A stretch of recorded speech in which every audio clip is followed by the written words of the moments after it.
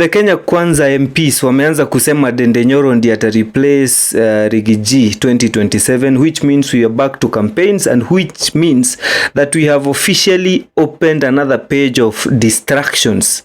The government is trying to distract the masses or the citizens from having a conversation about things that matter to them. You see, right now there is no conversation about cost of living. There is no conversation about what Raila and Ruto agreed. There is no conversation of what the government is planning. The conversation that we are having as a nation is who will be the next deputy president. I pity for Mount Kenya, especially because I come from there. Na sisi ndio huwa tunachezewa, yani ukisikia watu wakitajwa togege, yani togege wa kisiasa, I cannot lie to you that we are really one. Kwa sababu saa hizi Kikuyu somewhere, very mature Kikuyu somewhere, anaambia watoto wake that 2027 we have to elect Nyoro and replace him with Rigiji, because if we don't have a Kikuyu in the leadership, then it means the Kikuyus will be in trouble. You know, it makes another stare of nonsense yenye tumelelewa nayo, especially wa Kikuyu wanakuanga na tabia mbaya ya kulea watu kwa kuwauzia uoga na kuambia vile Raila akiweza kuwa president or any other person speaking another language, if they become president, then Kikuyus will become slaves in the country. You know, wa Kikuyu wanalea watoto wao wakiwaambia kwamba there is a curse that you should not be ruled by people who are not circumcised. You know, that if the Jaluo Raila Odinga takes over power, you will walk in shorts, itabidi mtembe na vinyasa, manyumba zenu zote zitachotwa na Wajaluo, sijui nini, and such nonsense. And so, because the president and his team, they know that we have a lot of togeges who believe that nonsense in our own region, now they are trying to distract us from having a conversation about what they promised versus what they are doing, and whether or not they will deliver the campaign promises.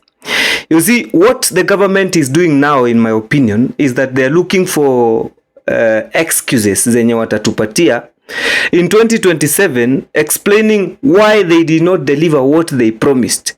Because then ukisikiza saa hii kuna Ruto na serikali yake wana blame the Supreme Court, yes, that the courts, kila serikali ikienda kuimplement kitu inashikana na watu fulani wanaenda wanasimamisha, so inakosa kufanyika.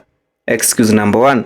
Excuse number 2, you have seen we have started having a conversation around who will deputize Ruto the next election, but we are not talking about the other option of a presidential candidate. We are speaking about a deputy presidential candidate, Ndindi Nyoro, and this is a deputy to Ruto. So we have no room to discuss about or to have a conversation around who else can we have as president apart from William Ruto. We are having a conversation about the deputy, because the conversation about the president is already long gone. We are now campaigning for the president. Now we are thinking about who we shall give this obvious president as deputy. And this is that's a bad idea. That's a bad idea. You see, come 2027 utaanza kusikia huyu deputy wangu Rigathi Gachagua tulikuwa tumeshikana na yeye ndiye alikuwa kuwa msaidizi wangu, lakini badala ya kunisaidia unaona waliingia kwa campaign.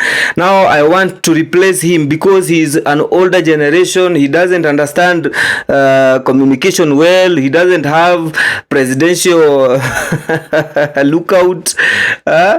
We replace him with the youth so that the new generation, the youth can take over the country and control it modernly. I mean in a modern way. Let the youth of the current generation take over and lead the country to the direction that they want. So already they have the material and they have the excuses that they will give us in 2027. Where do Kenyans go?